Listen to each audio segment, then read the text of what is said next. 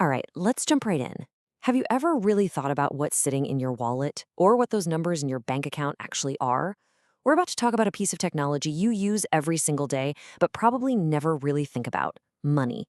It's so much more than paper or code. It's basically a universal language that has shaped all of human history. So, just for a second, I want you to imagine a world with no money. Let's say you're an amazing fisherman, you've got way more salmon than you can eat, but what you really need is a warm coat for the winter. You find a hunter who makes great coats, but he doesn't want your fish, he wants grain. So what do?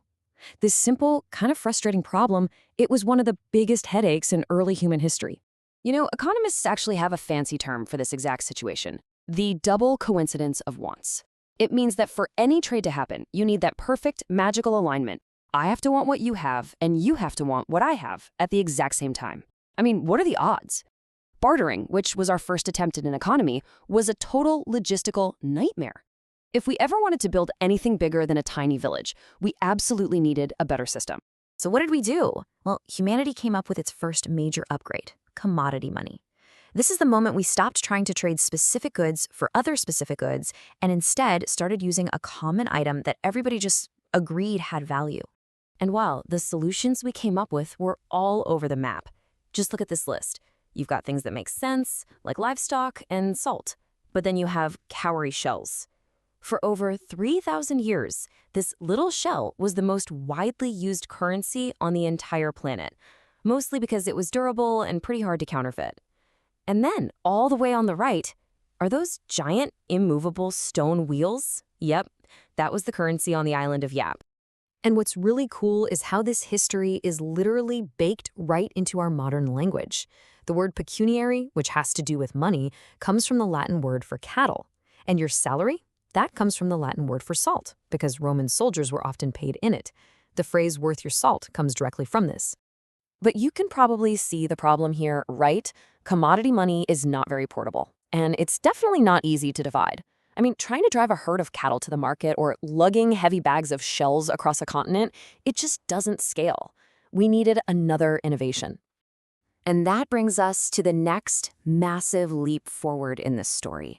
This is the point where money stops being about the actual value of the object itself and starts being all about trust.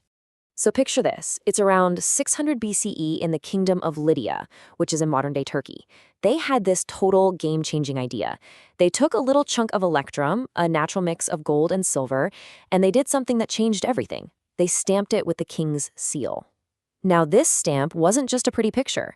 It was a promise. It was the king's personal guarantee saying, hey, you don't have to weigh this or test this. I personally vouch for its value. And the impact was just night and day.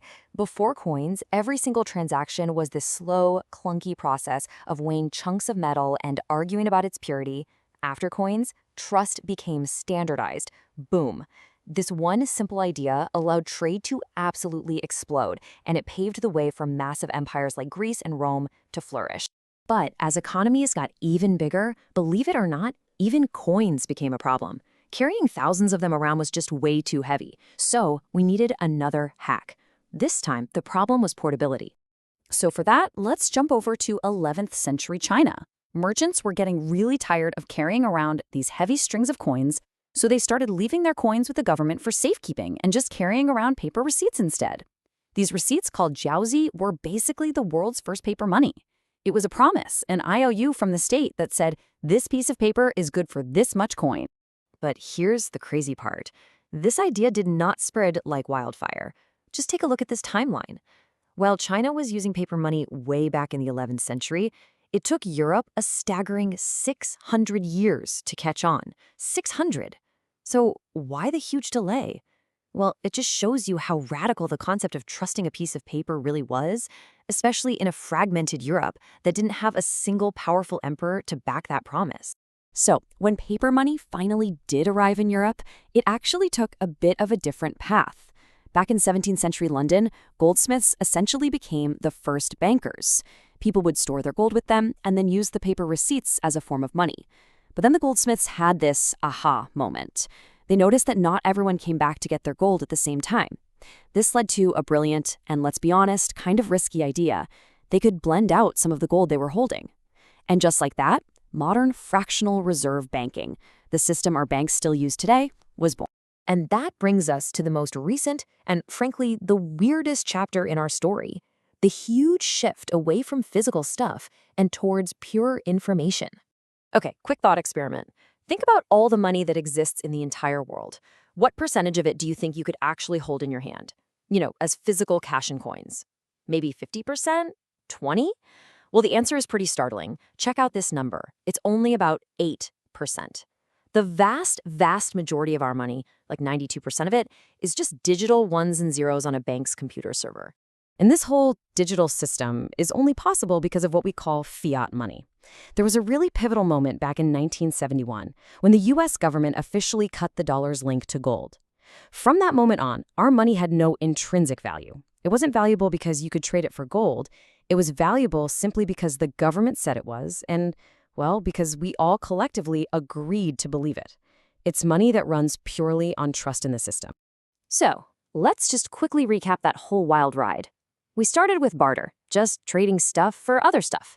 Then we moved to commodities, using objects that everyone agreed were valuable. Then we standardized that value with coins. Then we abstracted it onto paper IOUs. And finally, we've turned it into pure digital trust. It's been quite the evolution. You can see the pattern here, right? Each and every stage of money's evolution was designed to solve a big problem: portability, divisibility, trust, scalability. So what's the big problem we're trying to solve today? For a lot of people, it's the reliance on a central authority. And that's exactly where new technologies like cryptocurrency are trying to step in. Their fundamental goal is to completely reimagine what trust looks like. Instead of putting our faith in a central authority like a king or a government or a bank, which can all make mistakes, the idea is to distribute that trust across a huge network of computers.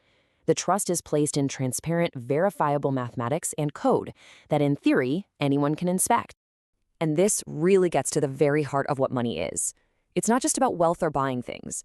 It is one of the most powerful tools for cooperation that humanity has ever invented. It's the reason billions of people who don't know each other, don't trust each other, and may not even like each other can still work together on a global scale. So, I'll just leave you with this final thought. From a king's stamp on a piece of metal, to a government's promise on a piece of paper, to a line of code on a global network, the story of money has always been the story of trust. So the question is, as our technology keeps evolving, how will our very definition of trust change right along with it?